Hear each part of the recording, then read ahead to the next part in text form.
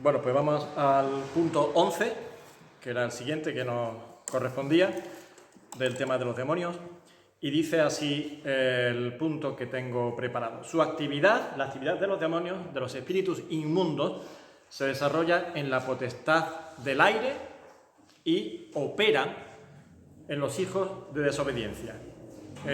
Quiero hacer esa diferencia de dónde es su ámbito, digamos, de estancia y dónde está su ámbito de operación, dónde actúan concretamente. Efesios capítulo 2, versículo 2, y empezando en el 1, para el contexto dice: y Él, hablando de Jesucristo, os dio vida a vosotros cuando estabais muertos en vuestros delitos y pecados. Es una forma de expresar, y tengo que decir eso, porque hay quienes dicen que estar muerto en delito y pecado te hace absolutamente inútil para todo. Eres un muerto y un muerto no vale para nada. No, mirad, estamos pensando como personas adultas. Eso lo puede pensar un niño. Pero un adulto que entiende lo que la palabra dice, entiende que es el estado moral del hombre ante Dios. Todo lo que hagas, tu pecado lo hace inútil para con Dios en cuanto a mérito suficiente para agradar a Dios. Estás muerto, todos son obras muertas. Y por eso tú estás muerto en ese sentido de capacidad moral y de agradar a Dios. Pero tú eres una persona consciente, eres una persona responsable. Y dice, en los cuales os dio vida a vosotros cuando estabais, en otro tiempo, muertos en vuestros delitos y pecados, en los cuales anduvisteis en otro tiempo. ¿Os dais cuenta? Un muerto no anda, podríamos decir. Apóstol Pablo, un muerto no anda. Estamos diciendo el tipo de pasos que das, el tipo de andadura que haces. Es muerta para con Dios. Siguiendo la corriente de este mundo, el mundo tiene una forma de actuar, de dirigirse, una inercia, ¿vale? Es un río con su corriente que va en una dirección y así es como vosotros andabais. ¿Y cómo es esa corriente? ¿Y cuál es el problema? ¿Por qué estáis muertos en delitos y pecados? Porque es conforme, y dice aquí, conforme al príncipe de la potestad del aire. El espíritu que ahora opera en los hijos de desobediencia.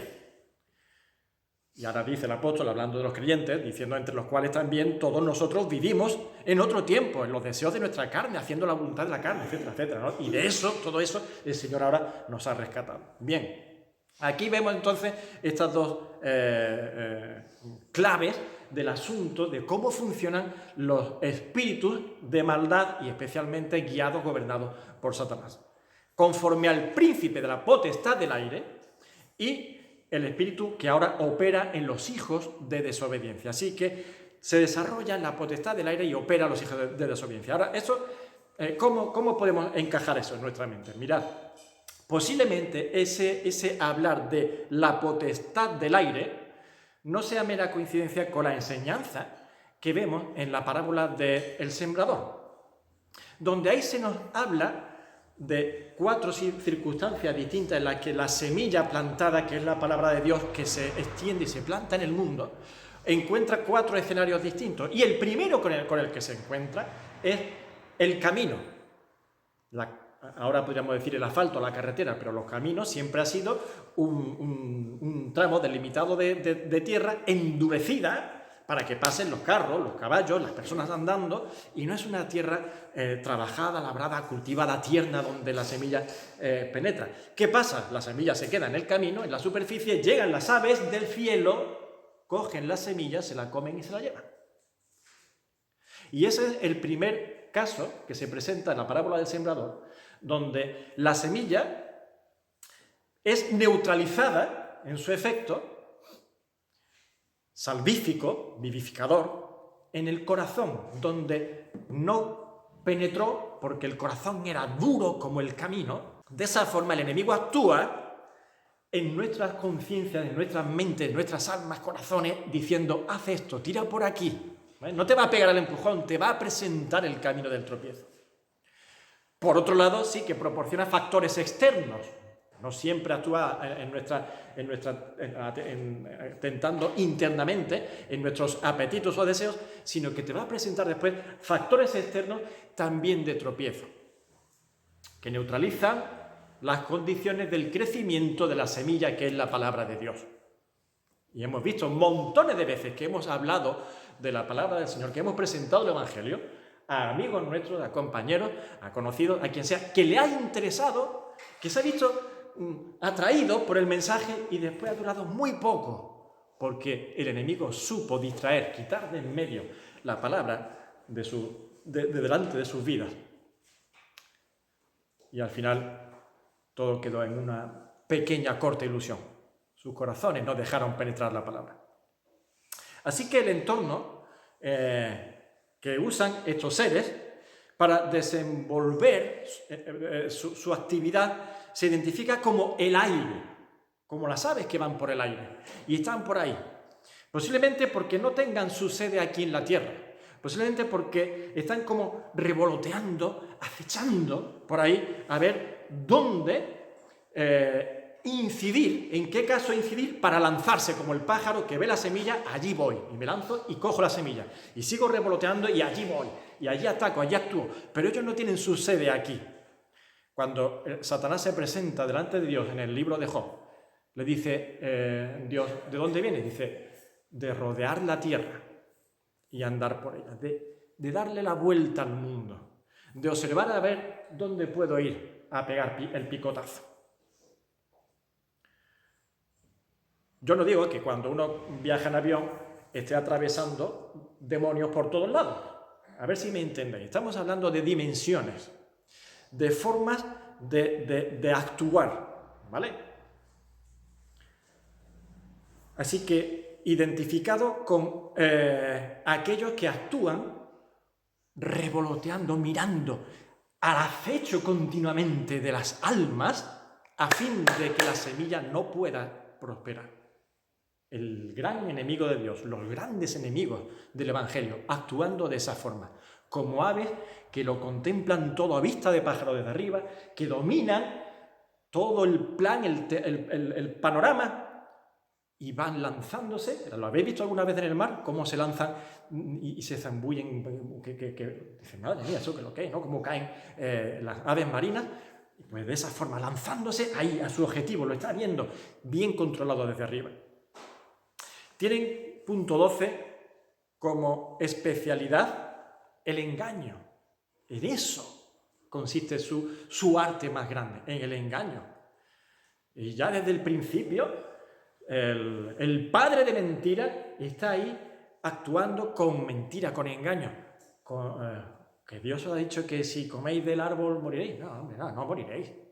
Lo que pasa es que seréis como Dios, sabiendo el bien y el mal. Está continuamente mintiendo. Y bueno, al principio la mujer parece que reacciona bien. No. Dios no ha dicho eso.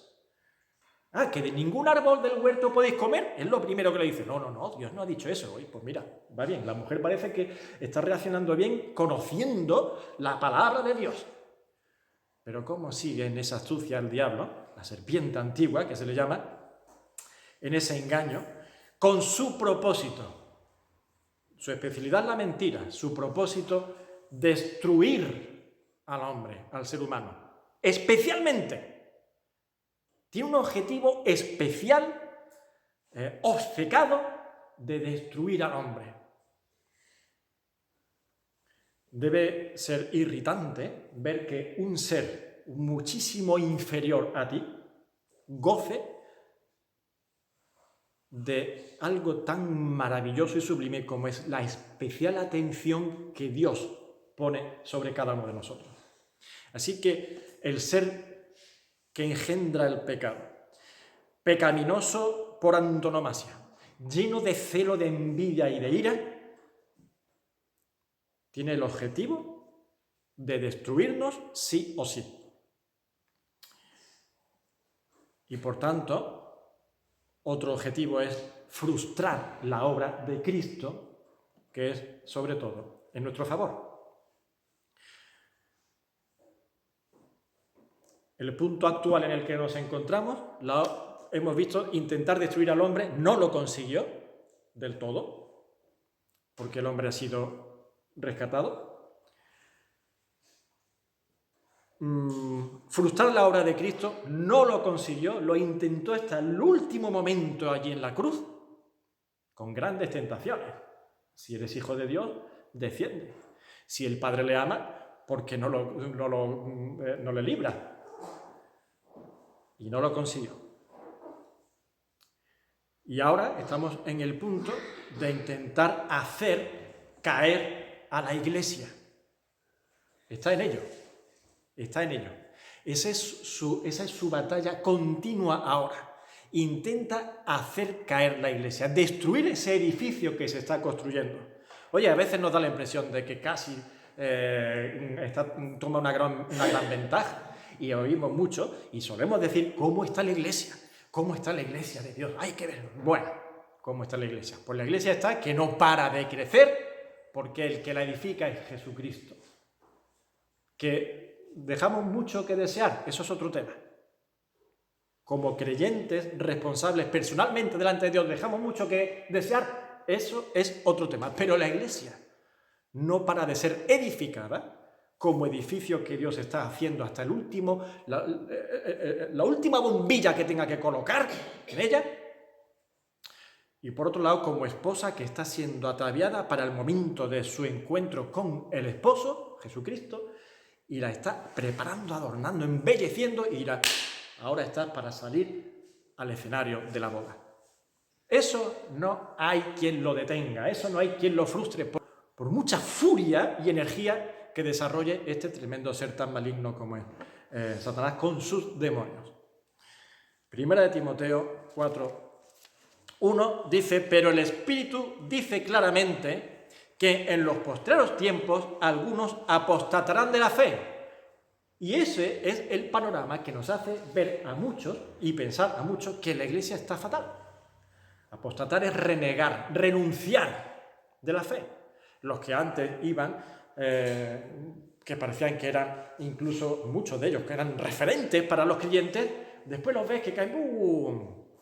Y dices, madre mía, qué torres grandes caen, Bueno, nunca el Señor enseñó a mirar a ningún líder de iglesia, a ningún gran hombre de la iglesia, ni ninguna gran mujer de la iglesia, sino, como dice la palabra del Señor, puesto los ojos en Jesús, autor y consumador de la fe. Y ya está. Y todo aquel que actúa y camina así, irá creciendo. Y no caerá. Y nunca apostatará de la fe. Porque el que cree de verdad, el que ha sido convertido de verdad, nunca renuncia. Sin embargo, ocurrirá. Habrán apóstatas, escuchando espíritus engañadores y a doctrinas de demonios. Eso es un continuo y que cada vez se irá dando más. De nuevas doctrinas que serán movidas, traídas, presentadas, puestas en bandeja. Insisto, el diablo ni los demonios te empujan a nada, te lo presentan. Eres tú el que vas a caer, Y ahí están doctrinas que van trayendo nuevas, algunas nuevas, otras de las de toda la vida, antiguas, para que vuelvan a ello. ¿Y quiénes caen? Los que no están satisfechos con lo que tienen, los que no están saciados con la sana doctrina, que ya fue una vez dada para vivir en ella, no para que te aburras a los 3 días y necesites algo nuevo. Pero el espíritu engañador, espíritus engañadores, demonios, estarán ahí sabiendo a quién tiene que darle la cucharadita de veneno para hacerle daño. No lo van a matar a lo mejor, pero lo van a pasar más mal. El veneno te va a producir unos dolores y va a quebrantar tu salud. Madre mía. Sin embargo, la Iglesia no podrá ser jamás vencida porque es de Cristo. Punto 13. Un tema interesante que hay que tener en cuenta porque siempre que se piensa en demonios, seguro que alguien por ahí lo piensa especialmente en la calle. El exorcismo. Se hacen muchas barbaridades y se han hecho muchas barbaridades con el tema del exorcismo, porque el exorcismo contiene algo que a la gente le gusta, en el sentido, a la gente me refiero, al ser humano le gusta en el sentido de sentirse poderoso, de ser algo sobrenatural que tú puedes dominar, que tú puedes hacer, y todo siempre igual movido más que por el bien y el desarrollo del amor de Dios, del Evangelio en el mundo, de la ayuda, etcétera, todas estas cosas, movido por lo que llena nuestro ego. He echado un espíritu. Los apóstoles vienen así en alguna ocasión. Señor, hemos venido de la misión que nos mandaste y hemos visto que los espíritus se nos sujetan. Bueno, ¿y qué? ¿Os sentís muy grandes, muy poderosos? Uno de ellos os habría reventado a 100 de vosotros de una sola estancada. No os gocéis tanto de que los espíritus se os sujetan. Claro que se os sujetan en mi nombre. No consiste en lo que vosotros hacéis ni sois por vosotros mismos, sino en lo que yo hago a través de vosotros. Así que no os gocéis tanto, ni os maravilléis de que los espíritus se os sujetan, sino de que vuestros nombres están escritos en el libro, en los libros de los cielos. En el libro de la vida. Allí están vuestros nombres escritos. Eso sí que es maravilloso. Y en eso sí que hay que gozarse. Pero es cierto que el exorcismo pues, existió entonces, ¿verdad? Ahora, ¿qué es lo que pasa con ese asunto? Pues mirad, el exorcismo tuvo sus días contados. Porque los demonios también tuvieron sus días contados. Los demonios ya no campan por la tierra como lo pudieron hacer hace siglos, a sus anchas. Y la razón es la siguiente, y bastante contundente. En el mundo ahora está el Espíritu Santo. El Espíritu Santo no está aquí de visita. El Espíritu Santo no está viniendo y yéndose. El Espíritu Santo ha sido derramado. Y derramado es que ha caído y se ha quedado. Profeta Joel, capítulo 2, versículo 28, y después de esto derramaré mi espíritu sobre toda carne y profetizarán vuestros hijos y vuestras hijas, vuestros ancianos soñarán sueños y vuestros jóvenes verán visiones, etc. El espíritu va a ser derramado. Eso es una promesa que se da en el Antiguo Testamento. Antiguo Testamento, periodo durante el cual el espíritu venía en ocasiones concretas y contadas, y se iba. No había sido todavía derramado, por eso consta como profecía, ocurrirá. No había todavía ocurrido en los tiempos de Joel, y se profetiza que ocurrirá, será derramado. Y eso significa que va a ser una circunstancia distinta a la que estaba viviendo hasta entonces el mundo. Y eso ocurre. El momento del derramamiento del Espíritu ocurre justo cuando Jesucristo regresa al cielo, vuelve a su lugar, vuelve a su trono de gloria, después de resucitado. No cuando resucita, porque cuando resucita sigue aquí, durante 50 días, sino cuando asciende al cielo. Y cuando asciende al cielo se cumple la promesa del Señor. Ahora, mirad lo que quería decir antes, que el Espíritu, sí, ciertamente el Espíritu de Dios, el Espíritu Santo, descendía de forma puntual en casos concretos. Y tengo la cita, no la vamos a leer porque si no sería muy largo esto, pero tenemos el caso de Balaam, en Números, capítulo 24, 1 al 2, cuando es mandado por un rey a maldecir a Israel y al final el Espíritu Santo entra en él para hacer todo lo contrario, para bendecir a Israel. En el caso de Otoniel, en Jueces, capítulo 3, versículos 9 al 10. En el caso de Gedeón, Jueces, capítulo 6, versículo 34. En el caso de Jefté, Jueces, capítulo 11, versículo 29. En el caso de Sansón, muchas partes del libro de Jueces habla del caso de Sansón y cómo el Espíritu Santo venía sobre Sansón y actuaba a través de Sansón.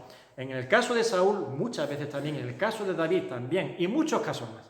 Ahora, el Espíritu Santo venía, obraba en la persona y después se alejaba. Bien, porque había terminado su función o su misión de hacer algo, como en el caso de Gedeón, de libertar de un ejército, de un enemigo, de lo que sea, o bien, como en el caso de Saúl, porque había pecado, porque se apartaba de Dios, porque afrentaba la santidad de Dios, y el Espíritu Santo no podía estar en él, y se marchaba. Es por eso que el salmista, en el Salmo 51:11, puede decir algo que los creyentes nunca deberíamos de decir. La Iglesia del Señor nunca debería decir lo que dijo David, porque no va a ocurrir. David, en el capítulo 51, profundamente arrepentido y conmovido por su pecado triple, con el caso de Betsabé, donde cometió adulterio, donde mintió y donde cometió homicidio, en una contrición absoluta de corazón y de espíritu, dice en el versículo 11, no me eches de delante de ti y no quites de mí tu Santo Espíritu, porque podía ocurrir, como ocurrió con Saúl. Ahora, un creyente de hoy, me refiero a un nacido de nuevo, un hijo de Dios que pertenece a la Iglesia, va a decir, no quites tu espíritu de mí. ¿Cómo va a hacer eso? Eso va en contra del principio del nuevo nacimiento y va en contra de la enseñanza apostólica que vamos a ver ahora seguidamente. Mira, solo en Génesis, vamos a seguir un poquito, solo en Génesis, antes de que el pecado entrase en el mundo, se dice algo de que el Espíritu de Dios se movía sobre la faz de las aguas. Estaba por aquí. Pero cuidado, una cosa es la omnipresencia de Dios, que está en todos lados, y otra cosa es la morada que Dios haga en algún lado. Hay un momento en el que Dios visita el templo de Israel y está en el templo, allí está su gloria, y hay un momento en el que se va la gloria y se ve, y ven cómo la gloria de Dios se alzaba sobre el umbral de la puerta del templo y se iba y se alejaba.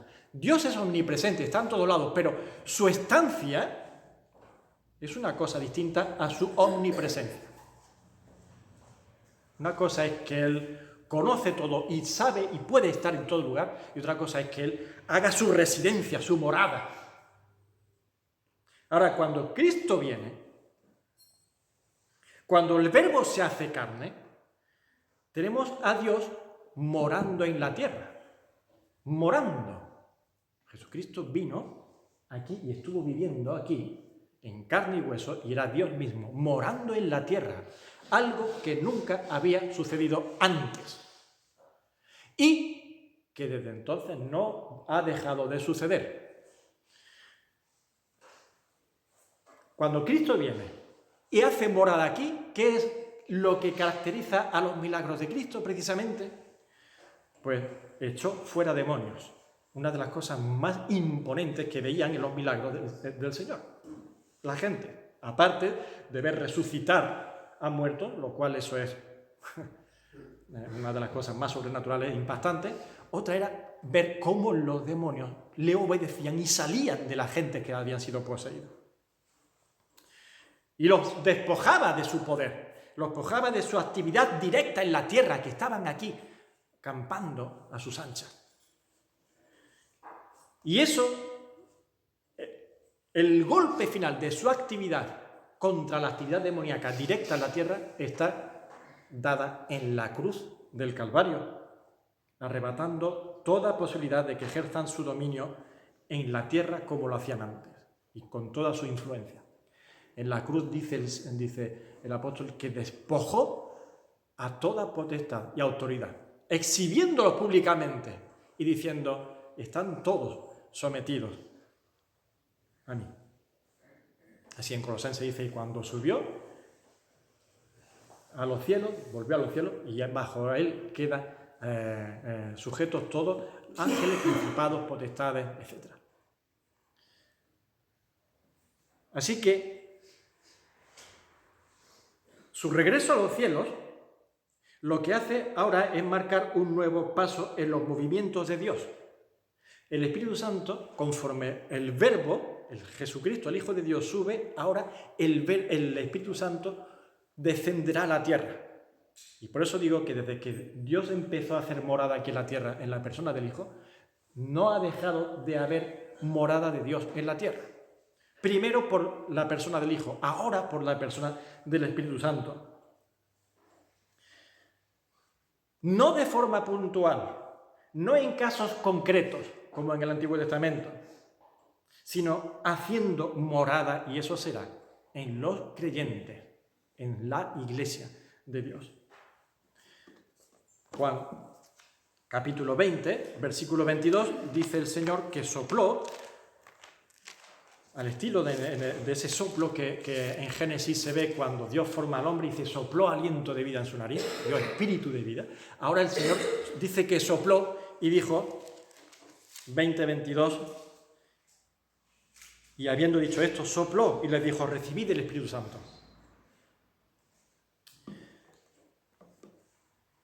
Recibid el Espíritu Santo. Vais a recibir algo que se quedará con vosotros.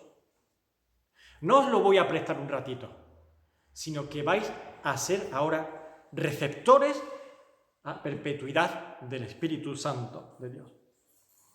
En Hechos, capítulo 2, versículo 4, dice, y fueron todos llenos del Espíritu Santo y comenzaban a hablar en otras lenguas según el Espíritu les daba. Así que lo reciben llenos, la plenitud del Espíritu entra en nosotros. Juan capítulo 14, versículo 17. Juan 14, 17 dice, y el Espíritu de verdad, el Espíritu Santo, al cual el mundo no puede recibir porque no le ve ni le conoce, pero vosotros le conocéis porque mora con vosotros y estará en vosotros. Segunda de Timoteo 1, 14. Guarda el buen depósito por el Espíritu Santo que mora en vosotros. Insiste, haciendo morada en vosotros. Está en nosotros morando. Santiago 4, 5, dice, ¿o pensáis que la Escritura dice en vano, el Espíritu que Él ha hecho morar en nosotros nos anhela celosamente? ¿Os dais cuenta? Así es como el Espíritu Santo ahora está y actúa en este mundo, en cada uno de los creyentes, haciendo morada. No que se va y que se viene, según si te portas bien o mal, según si eres bueno o menos bueno, sino que, como ahora vemos después en Efesios capítulo 1, versículo 13, es un sello. En Él, en Cristo, también vosotros, habiendo oído la palabra de verdad, el evangelio de vuestra salvación, y habiendo creído en él, fuisteis sellados con el Espíritu Santo de la promesa. Es un sello que se queda ahí, marcado en el corazón, que no se puede quitar, que es las arras de nuestra herencia hasta la redención de la posesión adquirida para alabanza de su gloria. Las arras, ese compromiso que se hace cuando uno se entrega al otro, como en el matrimonio, y esa arra, dice, es garantía de pertenencia de nuestra herencia hasta la redención de la posesión adquirida, es decir, hasta que todo nuestro ser sea por entero redimido, porque ahora mismo nuestro cuerpo se va a la tumba, y queda entonces una parte pendiente para que se cumpla toda la palabra de Dios, la resurrección de nuestro cuerpo. Nuestra alma y nuestro espíritu se van al cielo porque están sellados con el Espíritu Santo, porque pertenecemos a Dios y Dios nos ha tomado, arrebatado para sí. Nadie nos puede separar de Él. Estamos unidos vitalmente con Dios y en Dios. Pero queda una parte por cumplir, el cuerpo. Y eso es lo que dice, hasta la redención de la posesión adquirida. ¿Qué es lo que es la posesión adquirida? Lo que Dios tomó, nos posee. Nos adquirió por precio, fuisteis comprados por precio, dice el apóstol Pablo, nos compró a precio de su propia sangre, nos ha adquirido, somos posesión suya, pero todavía le queda una parte culminante a la redención, el cuerpo, el cual resucitará y nos dará un cuerpo nuevo para que se una a ese espíritu y a esa alma que están con el Señor, que partieron el día que nos enterraron aquí en la tierra, para la alabanza de su gloria. Bien, de modo que no está aquí de paso, ni de visita al Espíritu Santo, sino que hace morada y está en la iglesia. ¿Por qué todo esto? y me he extendido un poco en este asunto? Pues porque, amigos, hermanos, la presencia de Dios hace inviable la presencia diabólica. No van a convivir en la misma habitación. Aquí está ahora la Iglesia. La presencia del Espíritu Santo en la Iglesia está neutralizando la actividad y la presencia diabólica. De hecho, el anticristo, que dice la palabra de Dios, cuyo espíritu se está moviendo desde hace ya 2000 años, está retenido. Y no puede acceder a tomar sus funciones, que quizás ya quisiera hacerlo, y no lo puede hacer porque dice la palabra, hay algo que lo retiene. Pero ahí está el espíritu del anticristo que está queriendo actuar y muestra de vez en cuando su influencia. Y está ahí moviéndose como hemos dicho antes, como esas aves que revolotean en el aire. Se percibe, pero no está hincando el pico todavía como a él le gustaría. Y vamos a ver las citas. En Juan 16, 7, dice el Señor que enviaría al Espíritu Santo. En Lucas 24, 49, como hemos dicho también, son citas donde se promete la venida del Espíritu Santo a la tierra. 24, 49, dice, he aquí yo enviaré la promesa de mi Padre sobre vosotros, que era el Espíritu Santo, pero quedaos vosotros en la ciudad hasta que seáis investidos de poder desde lo alto, porque el Espíritu Santo viene con poder, actuando con poder, reteniendo y neutralizando todo poder, pero no mundanal, sino satánico, y de toda influencia diabólica. Y entonces ahora pasamos a segunda de Tesalonicenses, donde vemos lo que acabo de comentar respecto al anticristo. Segunda de Tesalonicenses, capítulo 2, versículos 6 al 7. Vale, vamos a empezar en el versículo 3. Nadie os engañe en ninguna manera, porque no vendrá sin que antes venga la apostasía. Está hablando de la venida del Señor. El Señor vendrá, pero dice, que nadie os diga, que ya viene el Señor, mira, que aquí está, o que ha venido. No, mucho cuidado, hay pasos antes, previos, que se tienen que dar. Nadie os engañe en ninguna manera, porque no vendrá sin que antes venga la apostasía. Una de las cosas que hemos visto en Timoteo. Los que van a renunciar de la fe, los que van a rechazar esa fe que tanto en su día abanderaron. Y se manifieste el hombre de pecado, que es el hijo de perdición, el cual se opone y se levanta contra todo lo que se llama Dios o es objeto de culto. Tanto que se sienta en el templo de Dios como Dios, haciéndose pasar por Dios. Eso ya lo hizo en su día Faraón, eso ya lo hizo Nabucodonosor, eso ya lo ha hecho Nerón, eso lo ha hecho le faltó, nada más que creo, que le faltó decir eso a Napoleón, pero no va a ser uno de estos más. Va a caracterizar el tiempo del fin, ese que vendrá. Y cuando haga eso lo va a hacer con poder y se le permitirá hacer portentos y engañar a la gente, cosa que no hizo ninguno de estos que hemos mencionado ahora. ¿No os acordáis que cuando yo estaba todavía con vosotros os decía esto? El apóstol Pablo, cuando estaba con los tesalonicenses, hablaba de estas cosas con ellos. Oye, ¿no acordáis que yo os decía esto? Y ahora vosotros sabéis, aquí es donde está el tema, ahora vosotros sabéis lo que lo detiene, a fin de que a su debido tiempo se manifieste. Señores, todo tiene su tiempo. El diablo va a actuar cuando Dios marque las pautas de actuación, ni antes ni después. Jesucristo vino cuando Dios tenía la fecha de que Jesucristo viniera, no vino ni antes ni después. Y todo tiene su tiempo, todo está bajo el control de Dios. A fin de que su debido tiempo se manifieste. Pero ¿qué hemos leído justo antes? Y ahora vosotros sabéis lo que lo detiene. Porque ya está en acción el misterio de la iniquidad. ¿Os dais cuenta? Realmente está en acción, está por ahí. Lo percibimos, vemos cómo el mundo se va como esa bola de nieve que se va agrandando en su locura, en su terrible cuesta abajo. pero dice que está en acción el misterio de la iniquidad, pero solo que hay quien al presente lo detiene. Hay algo que le está deteniendo. Hay algo que lo retiene, que lo detiene, que no permita que haga lo que está deseando hacer.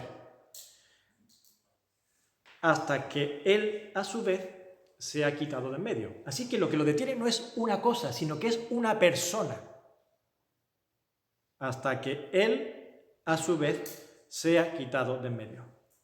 Ese él, esa persona, es el Espíritu Santo, que está aquí, que detiene la actividad de este ser que será el anticristo, pero en cuanto sea quitado de en medio el Espíritu Santo, entonces cuando se abrirán las puertas para que toda la maldad contenida y detenida por parte del Espíritu Santo en la tierra se desarrolle como efecto de juicio sobre todos los que renunciaron y rechazaron y resistieron al testimonio del Espíritu Santo que muestra el amor de Dios para con nosotros, para perdón de nuestros pecados. Sabéis decirme cuándo va a ser quitado de en medio el Espíritu Santo, ¿verdad? Es fácil. La fecha no.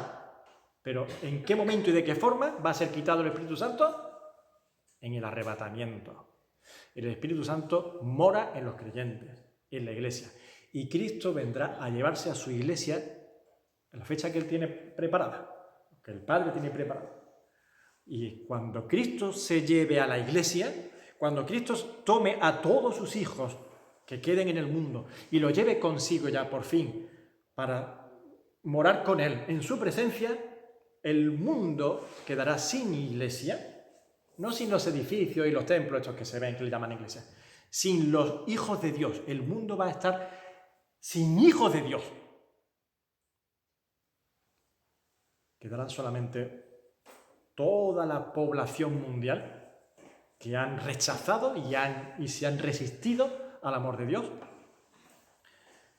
Y con ellos se va el que mora en ellos, el Espíritu Santo. Al igual que Cristo ascendió a los cielos para volver a sentarse en su trono, el Espíritu Santo vuelve a su lugar de gloria junto con la iglesia. No hay exorcismos que hacer. La misma palabra de Dios, el mismo Espíritu de Dios morando aquí en esta tierra, retiene la actividad diabólica.